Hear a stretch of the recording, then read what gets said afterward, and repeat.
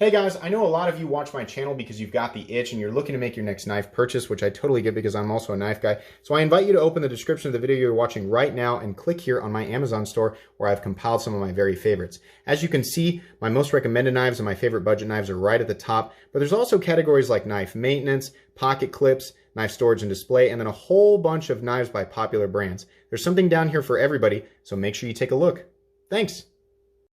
What's going on, YouTube? Metal Complex here, and today I've got a really cool knife review slash knife overview to do with you guys. This is the Protech and PDW or Prometheus Design Works Invictus automatic. And if you're like me, that probably just gave you chills. I really like this knife. Spoiler alert, this is going to be a gush fest of a review. I picked this knife up for myself with my own funds, nothing from the channel.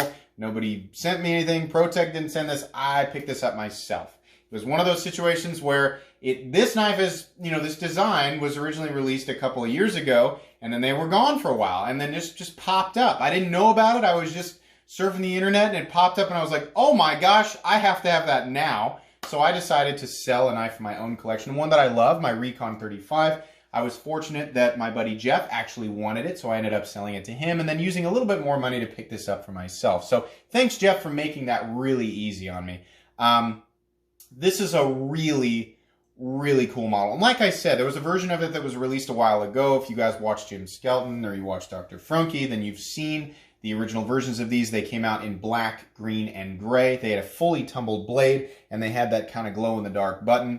And then there was a year and a half, 2 years before they came out again. And I'm really, really excited about this. This is based on the Prometheus Design Works Invictus, the original, which I think was a mid-tech, basically. It was a frame lock, not an automatic. And then Protech made the smart move of collaborating with them and turning it into an automatic, which is just a wonderful, this wonderful culminating thing. It's just so cool. I'm a big fan of automatic knives. For those of you who can't carry or can't own an automatic knife, I feel for you. I live in Kansas. We don't have limitations on length or automatic or anything. We can carry whatever we want. I wish everything was like Kansas. So hopefully this at least provides some entertainment. And for those of you who can carry automatic knives and can own them, but are limited by blade length, I feel for you too. So make sure you check your local laws before you pick something like this up. I believe there's always a disclaimer on websites. Anyways, let's go ahead and measure this guy. This is not, so pictures make this look like kind of a slender, maybe even dainty. It's not. This is a full-size knife coming in at 8 1/4 inches overall. Blade length is coming in at exactly 3 1/2. Cutting edge is coming in at about 3 1/8. There is a forward choil there. This knife, I'm sure you guys can understand, those of you who've been watching my channel for a while and know my preferences, I'm sure you guys are looking at this and going, yeah, I can see why he picked that up. This has so many things that I prefer. It's just really, really cool. Let's go ahead and do some size comparisons. Up against the Ontario Rat Model 1. Rat 1's coming in at 8.6 inches overall, so it's a little bit longer. But you can see there in terms of handle height, blade height, very similar. How about up against the Spyderco PM2? Spyderco PM2 coming in at 8.3 inches overall, so very similar overall length to the PM2. How about up against the Benchmade Griptilian, or in this case the Ritter Hogue? Ritter Hogue coming in at 8 inches overall. Ritter Hogue just a little bit shorter there. And last but not least, the Spyderco Para 3. Spyderco Para 3 coming in at 7 3/4 inches overall. I'm sorry, 7 1/4 inches overall. How's the action on this guy? This is an automatic knife. Let me tell you guys, if you've never handled a Protech, this is my opinion. I've said it on every Protech review that I've ever done. Protech makes the absolute best side opening automatic knives in the world. When I pick up a side opener, in my mind, when I fire it, I am comparing multiple things to Protech because Protech does everything, in my opinion, better than every other brand when it comes to these knives. The feel of the button, the play, is there play in the button? Is it solid? When I push it, is it feeling like it's a bunch of, poorly machined parts grinding against each other? No, it's nice and smooth. How's the action of it? How's the power of it, right? The power is kind of trivial, but it's kind of not. You want to make sure that this knife is going to deploy even if it's gunked up, right? Or if you're in a situation where there's something that could get in the way, right? it deploys. It fires hard. There is recoil. I posted a slow motion video of me opening this knife on my Instagram, and you can see it was like, like it was so dramatic, and my whole arm went backwards. I love Protech knives. You do have to hold on to them. The very first time you fire a Protech, it's going to scare you. I always tell people, like, I mean, not like, oh, knives are dangerous. Not like that. I mean, like, it's going to surprise you because they fire so hard. I tell everybody that I hand this to, you know, my knife buddies, I'm like, hang on to it. It fires hard. And every single one of them has the same reaction. Holy expletive. Every single time. I love that. I love sparking up a conversation with Protech knives. They're cool. And it does offer reliability in deployment, right? At the same time, though, you do have resistance coming back down. That is, I mean, I don't want to say it's a flaw. It's a drawback of an automatic knife is that putting it away with one hand requires concentration, making sure that you're constantly applying pressure to that blade because that spring is trying to push the blade back out, right? So if your finger slips off of it, it might throw itself, right? If I go from here, it's wanting to go back out, right? So it might throw itself out of your hand. So you have to pay attention to that. But because of the design, because it's not super tall or super heavy, super thick or awkward, right? It's easy to put away with one hand. The action is incredible. The other thing that's nice about Protechs is when they lock out, despite this being a plunge lock, you know, automatic style, there is no blade play. There is no blade play. Up, down, left, or right. There's nothing. Oh, it's just so satisfying to have all of that together in one thing. Okay, I've gushed enough about the action. Let's talk about carry profile. This thing is just an absolute winner for so many different reasons. Let's look at thickness. Up against the Spyderco Para 3, we're looking at exactly the same thickness. But in terms of overall carry profile, this is basically a long oval. It is so pocket friendly. I mean, here you go. Up against PM2 Para 3, no brainer. This is a much easier knife to carry for so many different reasons. Smooth aluminum and a good deep carry pocket clip just make it an absolute joy to carry. And on top of that, the overall weight, because it is a 6061 T6 aluminum frame, we're looking at 3.84 ounces. Carry profile on this thing is just excellent. The weight's not a problem. The thickness is not a problem. It is a big knife. If you like to carry ultra lightweight knives or really small knives, and maybe you're not going to like this, but for how much blade I'm getting and just the profile in general, this is exactly why I tell you guys profile matters to me more than weight, right? If you go by the ounce and inch thing, if you go by the under 4 ounces, over 4 ounces thing, right? Knives like this throw those comparisons or those contrasts out of whack because the carry profile of this is so perfect. It's almost like the knife doesn't weigh anything because the fact that it's just this oval in your pocket that carries perfectly, in my opinion, it just disappears, right? So I could care less if it weighs an ounce or if it weighs, well, if it weighed 5 ounces, I'd probably notice it a little more, but the profile really matters on this thing. I love it. Okay, did we cover everything? Let's go ahead and talk about oh, that's right, hardware check. It's another fantastic thing. So this knife actually uses a hex head for the pivot, or an Allen head for the pivot. And I think I've got that one front and center where I can show you guys. Sorry, I forgot that it was an Allen head. I think it's this one right here. But yeah, it's going to use a head like this and not a Torx head. But, you know, I would say the Torx are a little bit better than hex just because the teeth can fit in there. But yeah, it fits in there just fine. And it's going to be able to turn it. And it's definitely more reliable than T6. So I don't have a problem with that. And then the actual body screws, to be honest with you, I haven't checked yet. So let's go ahead and do that on camera. I think they're Torx. Get out my handy dandy WIA bit selector and WIA magnetic driver, 2 items that are very inexpensive. I can recommend them to everybody. Pull open that Amazon store down in the description that I talked about at the beginning of the video. Look for the knife maintenance category. They should be right there. I think those body screws, and they're on the other side. I'm sure you're like, what body screws? I think they're T8. Let's take a look.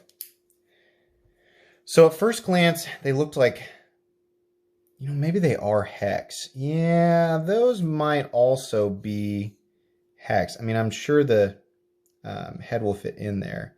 It does, but I think those are also hex. Let's get a nice up close look there so you guys can see. Okay, if that's the case, they look to be the same size as the front, which is fine. You can absolutely get in there with common tools, though Protech, I think, has the thing where they're like, don't disassemble your knife. Let me say this. The fact that I'm able to, I can make that choice if I want to, and it's not like Microtech or you know, other companies that use proprietary hardware. The fact that I am able to physically make that choice for myself without screwing up the hardware or screwing up the knife is great. If you're going to attempt to disassemble this, make sure that you're confident in putting it back together, because I believe how Protech determines whether or not your knife's warranty is intact is reliant on whether or not you put it back together correctly. I do not speak for Protech. I don't work for them. They didn't give me any information, so I could be completely wrong. If you have a question about your knife or the warranty, you should contact Protech, and you should not listen to me. That's just a guess. Let's go ahead and talk about the switch here. So this is a safety, and it makes it to where if you push that button, it won't fire the blade no matter what. You can push as hard as you want. When it's switched down, it's going to fire. The clickiness of this is fine. No, it does not lock the blade. You can see it doesn't go up all the way when it's locked out. It does not lock the blade out. I don't really care that the safety's there. I'm kind of glad that it is there, because every now and then I lay this knife out on my valet tray in my bedroom, and it's completely out of reach of my kids. There's no way that they can get their hands on it. However, in an event where they, for whatever reason, do, because I'm not perfect, none of us live in a perfect world, you know, I'm really glad that there's a safety there. I wouldn't want them, it would give me at least 1 extra second to get it back out of their hands, you know, so it doesn't fire. At the same time, it's also kind of nice if I were to lay it out on my desk and one of my coworkers were to come by, and I know that's a crazy situation. People are like, what kind of office do you work in where you can just leave a switchblade out on your desk? Midwestern Kansas, guys.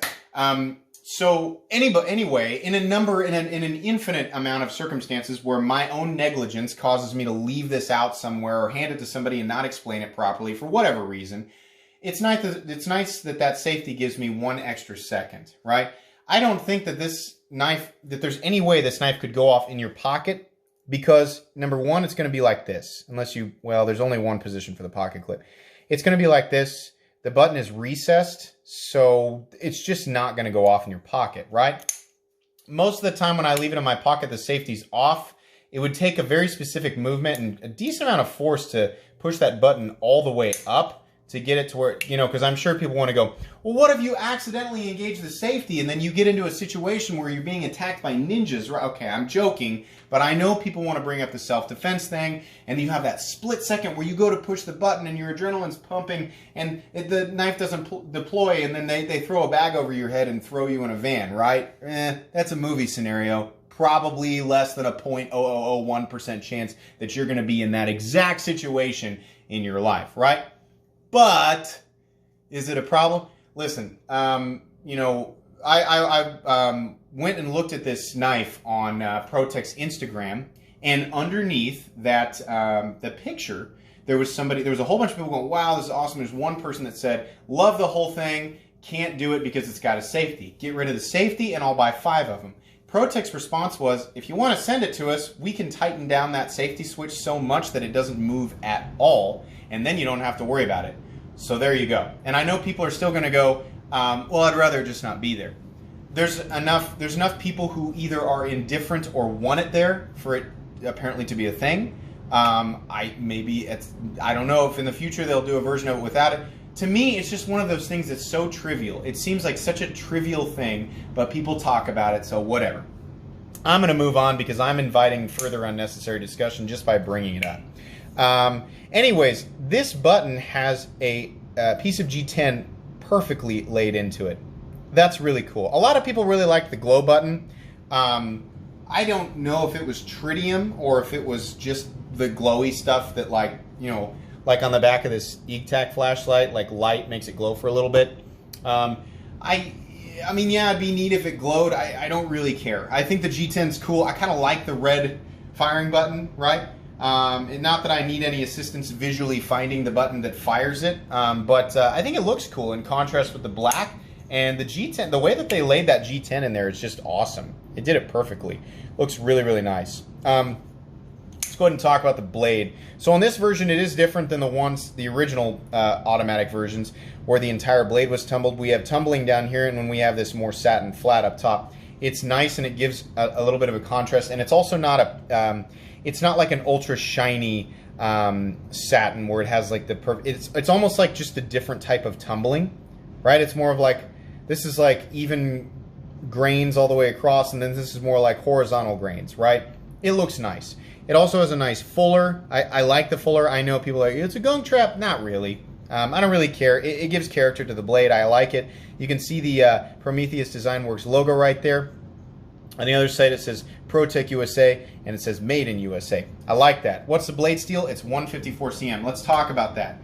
Previously, whenever I handled a Protech knife in 154 cm, I would get this knife out and I would go, gosh darn it, Protech, this one's CPM 154. Why can't they all be CPM 154?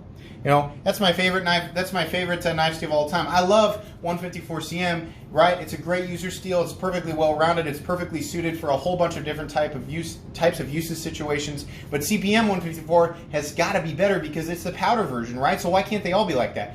I contacted them about that, and they gave me a lesson in they were really nice, but they explained that basically the CPM process will emphasize cutting performance in steels that have a lot of carbides, right? And also it really helps out when a steel's composition and ingot form is not super fine, like really fine grain structure. 154 cm has a very fine grain structure already, and if I'm not misunderstanding this or saying it incorrectly, I think, and I mean, if I get this wrong, it's just going to go out the window, but it's not super carbide dependent. So basically, if I'm wrong about that, then ignore that. But basically, the end of this is the CPM version of 154 cm is basically trivial. I mean, yeah, there is apparently there is roughly a 5% increase in toughness. That apparently is one of the only differences. 154 cm is perfectly well suited for so many different types of usage situations that there's not really, you know, a major benefit to turning it into the powder form version, right? It's acceptable. I've seen it on some budget knives, but I've also seen it on some super expensive knives. It's kind of like N690. In fact, it's very similar to N690 in performance. But what I mean is it's acceptable in a wide range of different knives. So now that I understand that, I don't really care that it's not CPM 154. I'm perfectly happy with it, and knowing that it's well suited for the hard use that this knife is intended for. Yeah, the blade is awesome. There's no real, you know, major sharp edges anywhere. This has all been nicely knocked down. The blade is perfectly sharpened.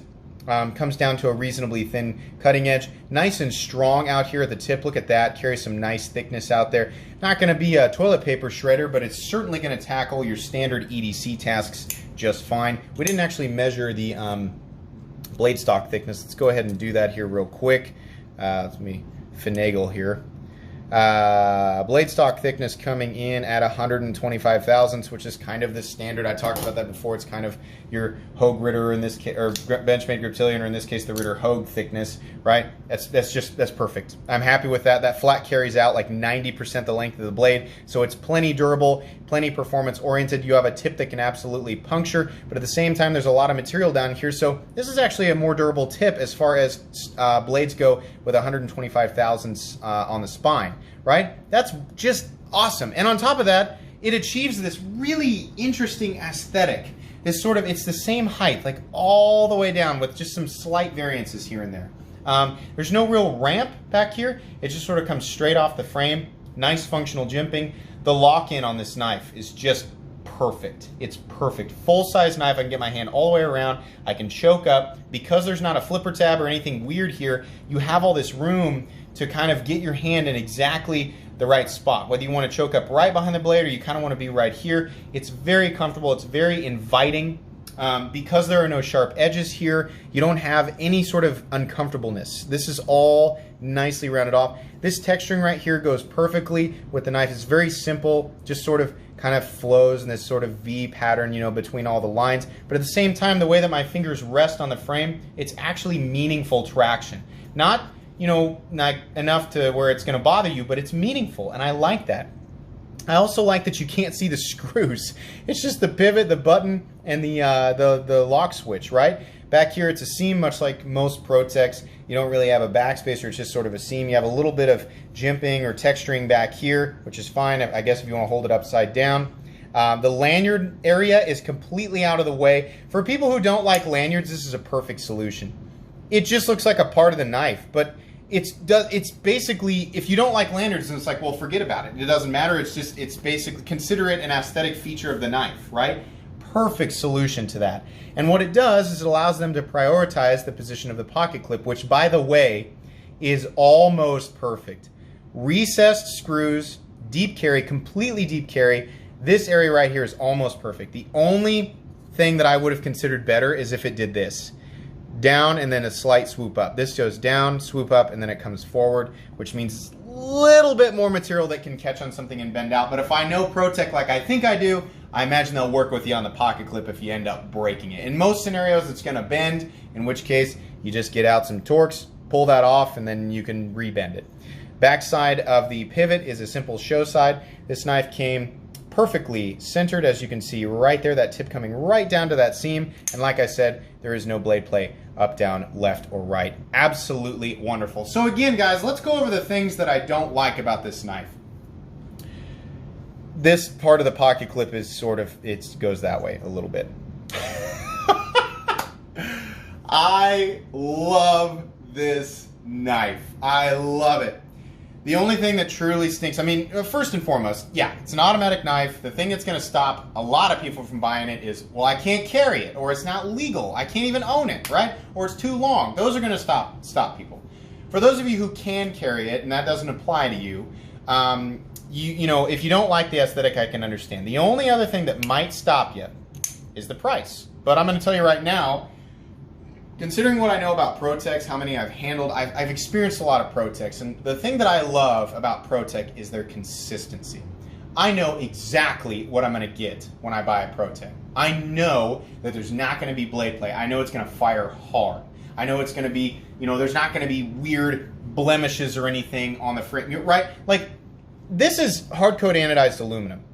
If it rubs up against anything, there'll be a little mark on it. It's usually the pulverized, the powder of whatever you rubbed up against. It's not normally scratching through it, but it will show wear over time. It's going to. But I don't ever see that wear from the factory. They are perfectly clean, perfectly sharpened, perfectly executed, centered blades, no blade play, fire hard, right?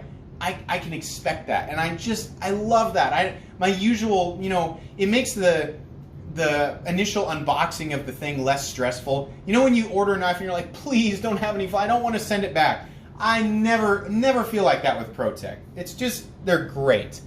Best side opening automatic knives on the planet, and they're made in the USA with materials that are actually, this knife is meant to be taken out and used. And I love that, right? This knife has dominated my pockets. Every now and then I switch it out for another knife that I'm, you know, trying to review, but as soon as I get through a few hours or halfway through the day, and the Invictus goes right back in my pocket. 100% recommendable. These are numbered knives, which is unfortunate because it means that at some point they're going to stop doing this particular version. Protech, if you're watching this, I love what you guys are doing with the SNG automatic, where you do a few variants of it, and then you discontinue, like, so like for example, like this is number 2 of 40, and then you stop that version, in this case the titanium version, and then you do a different one, right? I would love to see a million different versions of this. I know you guys probably aren't thinking about doing it, if I remember reading correctly in the comments, but if I'm wrong, correct me, please. I would love to see, like, I know there's an all black version of this right now. I'd love to see different colors. I'd love to see, like, where you do the two-tone, you have like I think you did, like, there was like a green SNG, like, or two-tone green and satin with like a green button or something. I'd love to see all that stuff. This is such a great design. At 270 bucks, I can recommend this. I can see where the value is. I can see the execution, you know, all the quality lines, all the quality finishes, and of course, just the absolute utility of this thing is awesome. This is going to go on my most recommended knives playlist and my favorite knives of all time playlist. Absolutely deserving of those 2 spots. Guys, that's going to be pretty much it for today's review. If you enjoyed this video, please leave a like. If you'd like to check out my other content, I do of course have lots of videos of knives that are either expensive or inexpensive that I do or don't like, so check those out. And if you enjoy all my content, go ahead and click on this Metal Complex logo right here and subscribe, because there's definitely more coming. Thanks again for watching, everybody, and have a great